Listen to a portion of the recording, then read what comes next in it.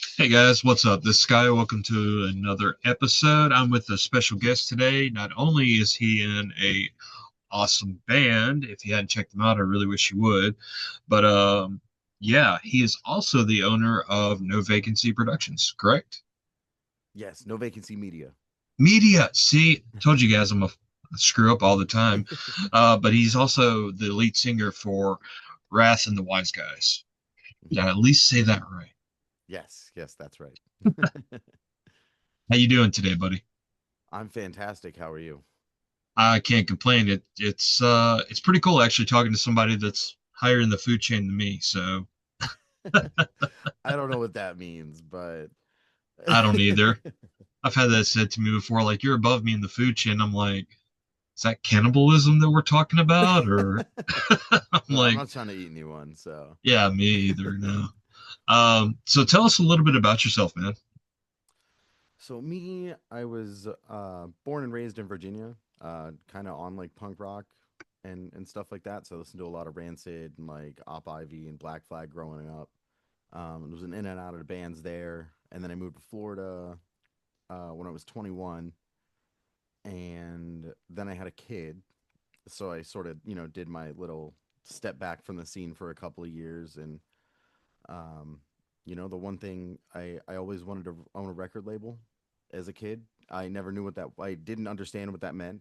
I just wanted to help bands. And so, so I've had little labels that didn't do a whole lot for bands other than network. And, I've booked tours and I used to make cassettes for bands, and that was cool. But, you know, I, I realize I'm not quite as creative as some of my other friends, so I always wanted to help them, and that's what No Vacancy is mostly about. But I've got my band because I do have songs. Yeah. You do, and your last CP in the mirror was actually really good. I liked it a lot. Um, Thank you. so yeah, like I said, I love the songs, Anarchy United, and of course, Paradise. So like I told you earlier, it's all killer, no filler, which speaks highly to me because I'm kind of a music snob. So Well, thank you. Yeah, I mean, like that's why I kind of harp on myself for not having more music and not writing enough. But I'm really hard on myself. I don't want to put anything out that is just there to be there. So like I want it right, all to mean something, and so it takes me a really long time to really hone in and figure out exactly what the songs are going to be. right. And, I can understand that. My days being in the band, I'm was one of those perfectionist types where I'd be like, I don't like the way this sounded, scrap it, Right. and it's just one of those type of things. So I can relate to you on that. I can definitely relate to you on having the kid and try to step back from the scene and focus on doing the father thing and all that as well. Um, so this last EP, like I said, it's amazing. Can you tell me a little bit about the writing process behind it? Um, yeah, I guess. Those, those, man, it was kind of all over the place, to be honest. Like Anarchy, I probably wrote back when I was like 21. And then a lot of the other ones were just inspired by really introspective, like acid trips. Um, so that it would just sort of help me. It helps me break those blocks of not being able to commit to just writing stuff down and like that's gonna be the words, and I just sort of it helps me flow and obviously just think differently. So I would do that and like Molly and stay up all night and write riffs and just demo over and over and over again and have 100 demos, and then I finally have a song like in the mirror that's like, hey, I was listening to No Effects a lot, and that was cool. And like feel something where I'm like sort of casting myself into the future where people are going to be like, wow, how did they do that? And like I just keep doing shit. So see, kids, drugs do help with music.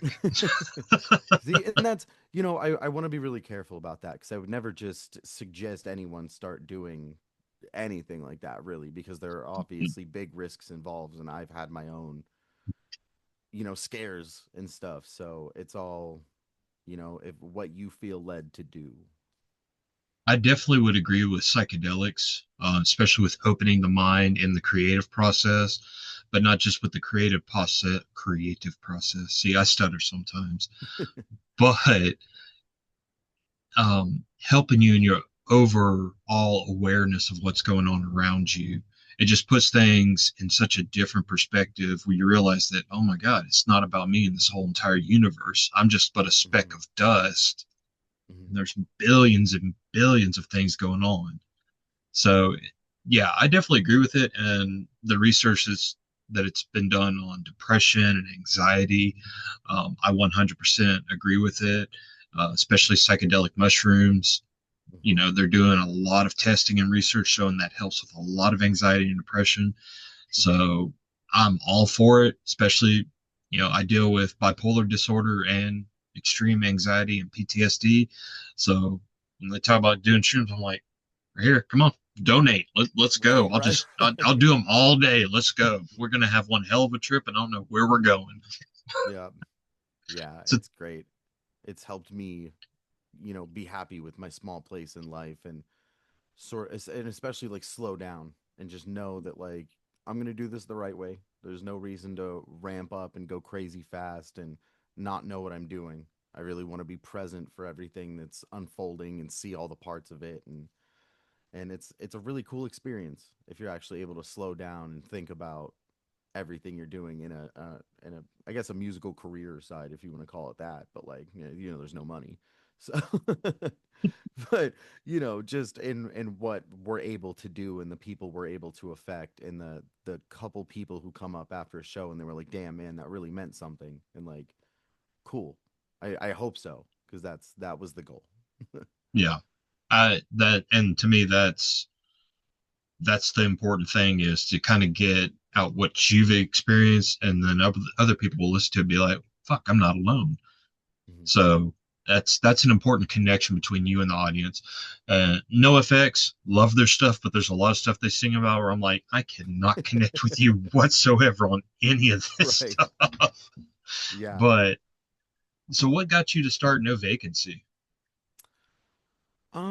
I I mean, know you I just said, always, yeah, I yeah, just go always ahead. wanted to do different stuff and get into different types of art and media. I've always been into like making video games, and so I've actually made a couple tie-ins for events like promotional games and stuff. And I like to film and I like to edit videos and I like to make podcasts, and so that's just my umbrella company for all the other shit I do. And you do And have a podcast as well. Yeah, I was on hiatus for a while, and I guess I still am. I need to record more, but it was, my son was out of school, so I'm spending all day with him and stuff. But now he's been in school for 3 or 4 weeks, and I should probably get on that. But I've been prepping. We're having an art show at our house in January, so I've Nice. been just balls out making as much art as I possibly can to fill my house.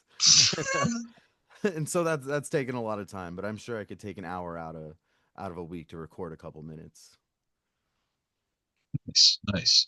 Now, when it comes to obviously you're more of a professional than I am when it comes to doing interviews and podcasts. Um, as you can tell, I'm a very just whatever happens, happens type of person. I don't do editing whatsoever. What you get is what you get, no filler. And that's just kind of how I am when it came to write music and my other artistic ventures. I was just blunt, plain, and bam, you're done. Do you have any type of advice for people that want to do podcasts? Yeah, just do it. Okay, Like oh, that that's worked. that's the biggest thing is I said it in my last podcast interview, but the first thing you do is going to suck.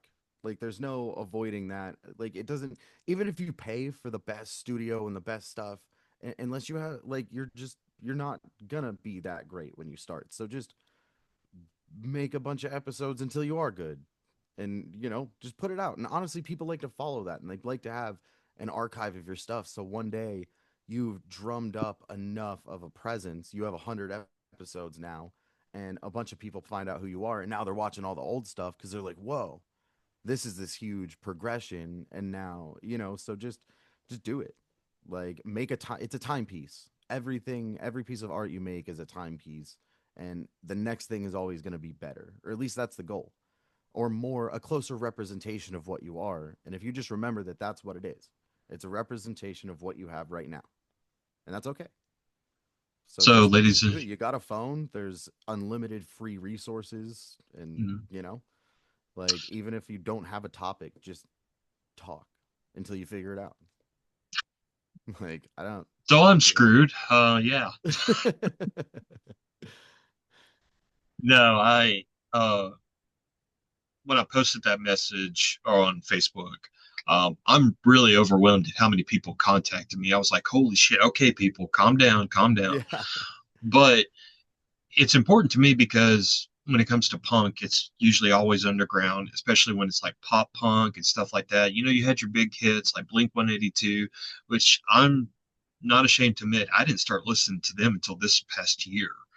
I Yeah. kind of let them like fly under the radar because with me, once a band gets like super super popular, I'm like, I'll wait till it dies down to get into it. I was the Hmm. same way with Tool. You know, I really didn't start appreciating Tool until about 3 years ago, and then I was like, okay, definitely want to do some psychedelic drugs to this music and see where it takes me. Hell yeah. But I understand a lot of that stuff. And for me, I used to own a record label too, and I don't see how you do and still have your sanity or lose all your hair like I did. So it's got to be genetics or something. But it it it's a never-ending job, never ends and never stops. Mhm. Now, you being a father, how do you manage to balance your career as well as your being a father full time and all? Um, I I don't know. It just sort of like I mean, I'm really privileged. My wife works a job that can support us both currently, and she has for the last couple of years. So I'm able to do this full time and sort of commit, every moment that he needs. So he's first, always, Of So course, I yeah, I make sure he's taken care of, and then just I devote every other minute I can to doing what I want to do. And I think that's the other secret too, is if you want to keep up with it, um, you either pace yourself, you figure out a good pace for yourself, or you really gotta like the work. You gotta yeah, love the work, and it's hard, man. Not everyone loves everything that goes into this. Some people only love playing on stage, and it sucks. And if you want to do that, be in a casual band, and there's nothing wrong with that. You know what I mean? But like, if you want to make it, like a career, you gotta really love every single aspect of the work that goes into it. right. And like, And I guess I'm lucky.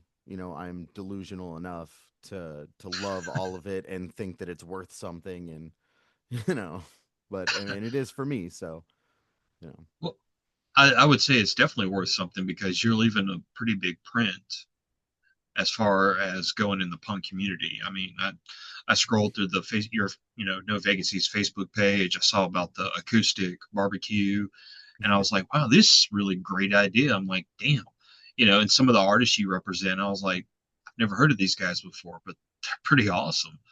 Because at the time when people think of punk, in my opinion, they usually go to like Fat Records or Epitaph and all that. And don't get me wrong, I love Fat Records. May they rest in peace now, since they're probably pretty much gone now. Um, but I was always that type of person where I wanted to discover bands that weren't as known.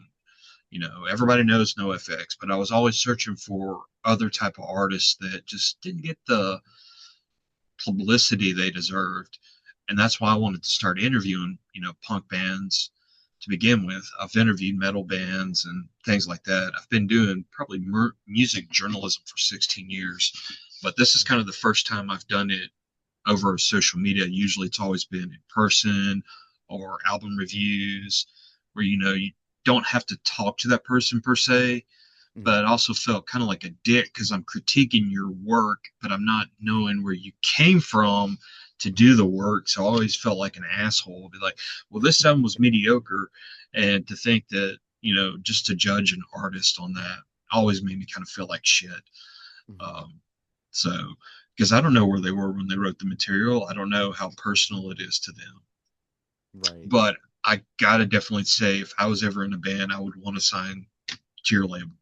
You just, Yeah, I and mean, I you mean, put so much passion into it, and I don't see that often. right, and it's not. I mean, it's not even really a label. It's just stuff that I do. So I've like I haven't put any out any records. I just how I'll do music videos or whatever, and it's just all friends. Because like you said, like music is so personal, and at least the people that I want to be friends with and the people that I want to help out, the music's really got to mean something. And so I've been lucky enough to cultivate a group of people around me that are really passionate about their art and what they're doing and bringing everybody together in on it. So it's this place kind of sucks, and I think most places kind of suck, but um, it's been cool. We've found a lot of the cooler people to to hang out with. I wish I could say the same, but we just had to move to a town that is really small, no music scene. Um, and for me, a music scene is important because it helps me connect with other people. So I kind of had to do a different take on it and connect with people on the internet more, which in a sense is awesome, but it kind of bums me out because I'm like, hey, I made friends with this guy. Oh, you live several hours away. It's not like I can Right. go have a beer with you or anything or skateboard. Not that I need to be freaking skateboarding at my age, but so, do you have anything that would be helpful for people that aren't involved in a scene or don't have a scene around them? Like any type of advice you would give? Um, Maybe make one. That's obviously it's something you have to want really bad around you. But even if it's just a couple of weirdos, start going to the library to see who's there.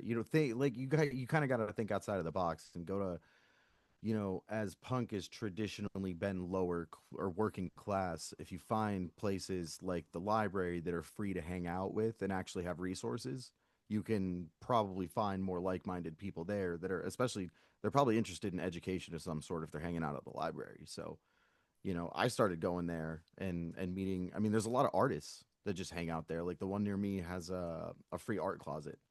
And technically where I am is like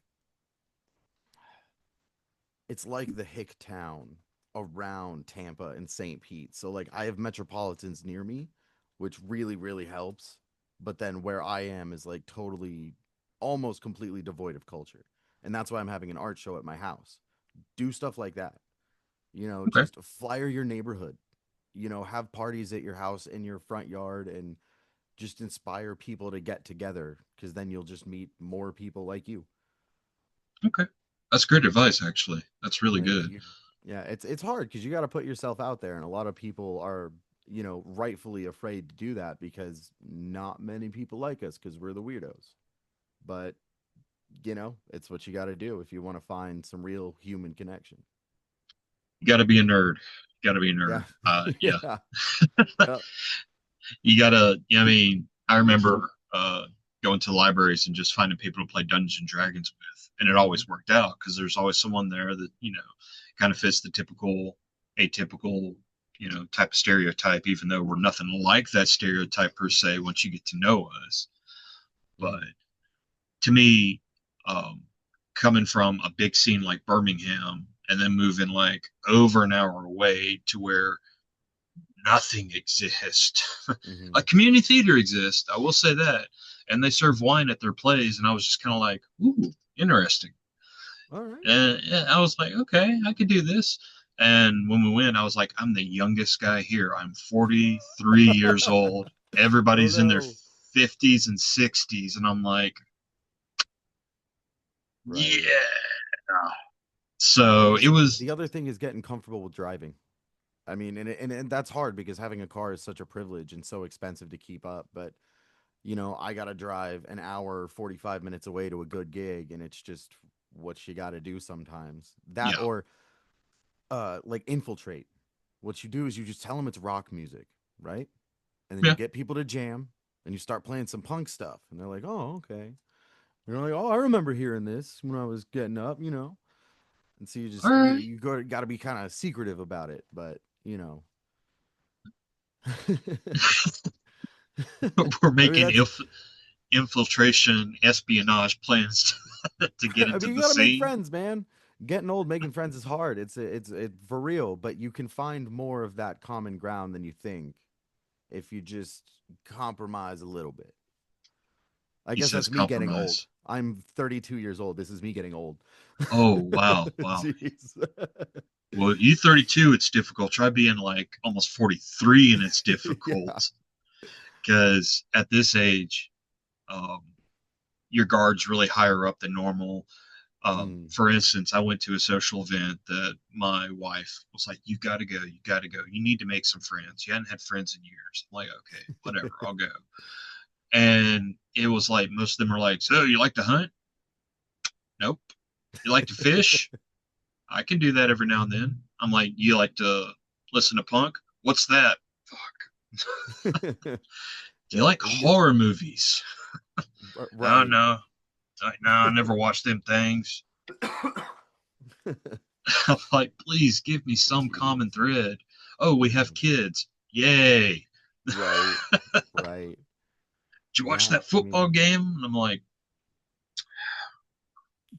yeah, no, sorry. but I understand. And I wonder why we're like that as we get older sometimes, that we just, when we're teenagers, we're all about making friends. But as we get to be adults, it becomes something that just disappears. And I've Mm. always tried to figure out why that is, why we're not comfortable just going out and making friends anymore like we used to. I'm Yeah. speaking from personal experience, of course. Not everybody's like that. A lot of people, extroverted people make friends easily. I'm kind of introverted personally, uh, more like a hermit actually sometimes because I never ever want to Right. leave my shire. Well, That's a sorry. Lord of the Rings reference, kids. Read the books, watch the movies, or else. Hmm. Yeah, no, I mean, I think we just get a little more like I don't. There's consequences. There's more consequences as we go older. And I'm just tired. I don't want to deal with someone else's shit. Like, if there's someone unpleasant to be around even a little bit, it's like, I'll just talk to you when I do. I'll get around to you somewhere next year. Yeah, well, Yeah, I'll right, pencil. right. I can understand that. It depends on the person's personality, and if all they want to do is kind of bitch and moan. I'm just like, Hmm. I don't want to. I don't feel like being here. I don't feel like listening to this. I just kind of want to meet somebody that's happy with what they're doing, or that's at Hmm. least somewhat not a robot. Right. And then Because you the thing realize is, everything costs money when you want to hang out with people and you got to spend money, no matter yeah, what you're doing, or you got to, I don't know, you feel I have always felt a sense of weird not being proactive while I'm hanging out, like I have to be productive or something. And so I've luckily recently sort of let go of that where I can just hang out with people and not have to be producing something. But that was always a big problem of mine. Is like, well, we got to figure out what we're gonna do because I don't want to just sit around and watch TV with somebody else in the room. That's just kind yeah. of weird, So I'm like, well, we got to make music, or we got to make a movie, or we got to do something, and that's always been weird. But now, I've sort of started inviting more people over to. I mean, we can come and create art, or we can do whatever, but it's just a processing of mental and spiritual awareness kind of thing, where we're just enjoying the presence of these other people that we hold highly in our lives. I like that. I like that a lot. See, folks, you get nuggets of truth throughout some of these interviews. So every now and then you get them. Sometimes you Yeah. don't, but I just uh, I try to, I don't know. I'm craving a more real experience than is available almost anywhere anymore. Everyone lives a digital experience and I'm kind of over it. And I yeah, love doing these videos. I don't get me wrong. Like I still, yeah, I love being interviewed. I love to talk, but and it's necessary. It is. My best friend lives like 2 hours away from here, and I'm lucky to even have somebody that close. It's really hard to find people to connect with, and even video being the next best thing is, I think fantastic. So as long as it's real. this is AI, folks. I'm completely made up. Just want you to know that now. I can see it. Look at your fingers. They're all weird. I know, right? Right? And then they disappear and then they reappear. You got to totally blur out the background. Don't need everybody seeing all the crazy stuff that's behind me. Not All there's my anything. laundry in the back, or See, dad life. Hashtag dad life. his laundry's good. Mine's another story.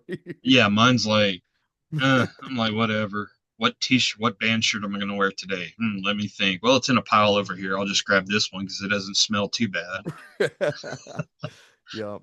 Hmm. At least we're not crust punks. We're like, oh, the smellier the better. Yeah, Yeah, no, no, I couldn't do that. I no. I did a tour with a couple of buddies of mine in our first tour. They wanted to see how long they could go without washing their clothes, and I was like, dude, no, we're not, no, we're not gonna do that. We stopped by my parents' house. I was like, you're using their washing machine. Touring is it will make you or break you real fast. Hmm. Uh, And man, I can't get enough of it. That's my shit. If I could travel and be on the road and not worry about anything but getting to the next gig for the rest of my life, I'd totally do it.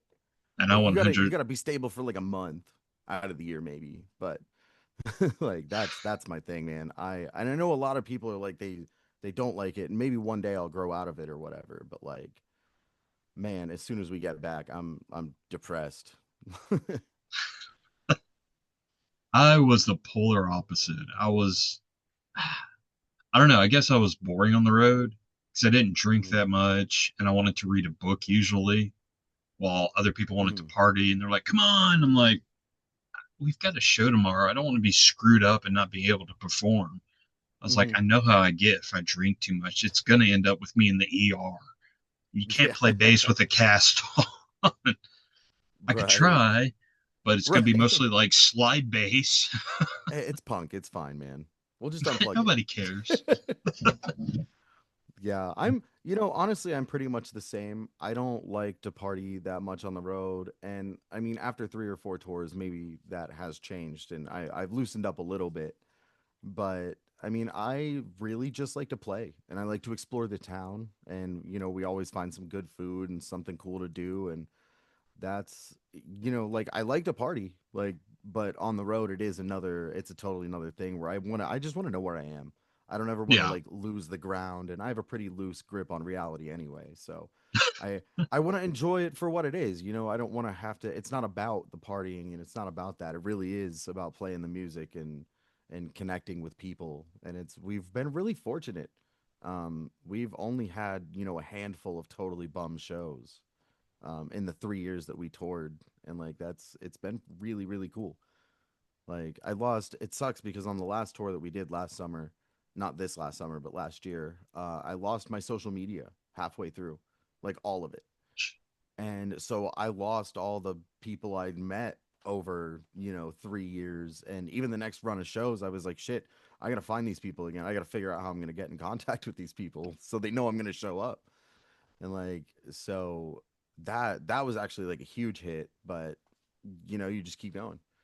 Like, I think every big band I've ever heard of got robbed on the road, all their gear stolen and stuff too. And I'm super fortunate that hasn't happened to me. But I've been robbed in different ways, and you know, like it's really sucked. But yeah.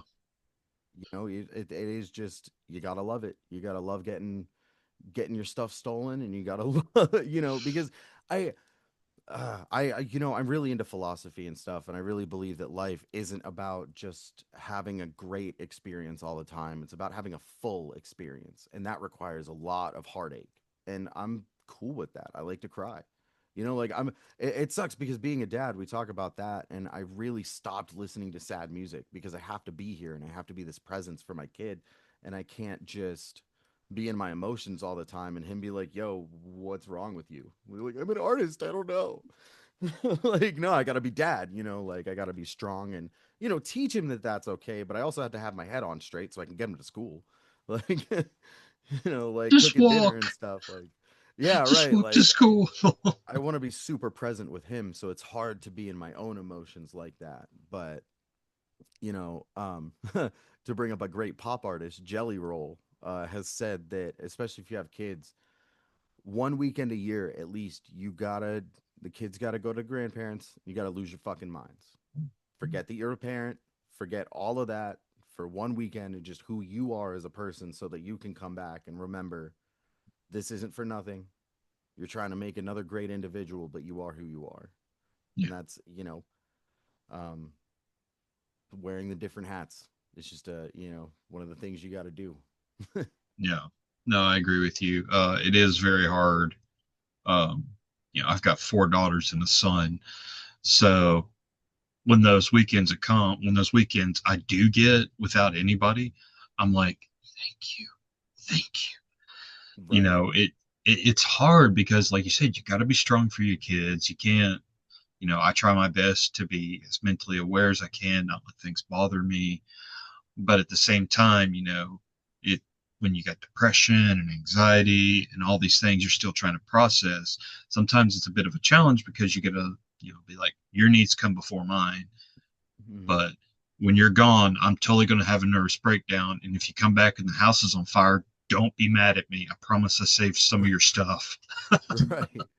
Right. And it's all about just making sure you find your time, to Yeah. process, and having a really good partner is a big part of that, obviously, so you guys can cover for each other and, give each other that time and, you know, when one needs to step away and just that obviously it's a really big deal. Like Yeah. single parenthood, I can't imagine. I can't imagine having more than one kid either. Just a wild ride to me. I I know that I have a bad ability to pay the correct amount of attention, and I know how I wish my parents had given me more attention. So the last thing I want to Right. do is split it between even more. And so, if I'm gonna do it, I might not do it right, but I'm gonna do my best.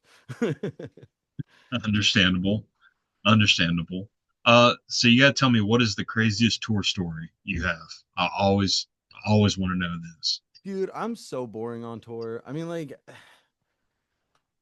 I wish I was crazier, and I'm trying to get into that more. Just like I don't want to call it impulsive, but sort of impulsive. Do more crazy shit because you got to have rock star stories before you become a rock star. That's how it Right. works, right? But um, God, I want to say I realized through touring that I yell, being in a punk rock band, and I smoke weed a lot, and so I smoke too much weed, and my voice blows out, and so I needed to bring edibles. And so we get to Jackson, Mississippi, and we're playing. It's exactly what you think it would be. It's nothing. Some southern rock kids, and so I end up, giving one of the bands a bunch of brownies, and one of them eats them, and he plays his set, and he goes, "Thanks for that, dude, but I gotta go home right now. I might not make it home." um, I don't know. We just have really wholesome gigs, and it's just a good time. So crazy. I don't even know. Like nothing really sticks out. It's always just been a great feeling. I mean, we tripped acid on top of a mountain. Okay. I guess that's a little crazier than giving somebody a, you know, my memory. I just sort of live in the moment. Right. No, I But I no, I mean respect that that. that was a really cool experience. Me and I was touring with a band called Social Infants. They were backing me up playing the Wise Guys music, and we were in Knoxville, like right outside of Knoxville, up in the Smoky Mountains. And there was like a wedding barn that they had, and they had this giant canvas like cabin tent that we stayed in, and yeah, just did a bunch of acid and got weird, and I don't know. There was a mountain cat who was following us around, and that was a lot of fun. And we watched the sun come up, and just bonding is probably some of our crazier experiences. Just male bonding. Ooh, Like it doesn't gotta even do have to that. get that weird. We got sweaty and you know actually nothing physical, like just said weird stuff, and I tried to write, Like, and I end up just bearing my soul, and I just remind myself why I'm doing this, and that I just really want to connect, and I don't have a lot, but I what I do have, I want to share with the people that I love, and that's it. Awesome. Well, Wrath, it's been a real pleasure talking to you. Guys, please support No Vacancy Productions. Yes, am I saying it Media. right? Media. See, I'm a screw up, guys. There's no reason to even watch this channel anymore. I'm going to go cry my eyes out. Uh, Also, check out Wrath and the Wise Guys. Phenomenal punk rock. I really like it and enjoy it. Do you have any closing words you'd like to say to the audience? Thank you for being, and keep doing that. Works for me. Works for me. Well, you guys tune in next time as I make an ass of myself with somebody else. Y'all have a good one.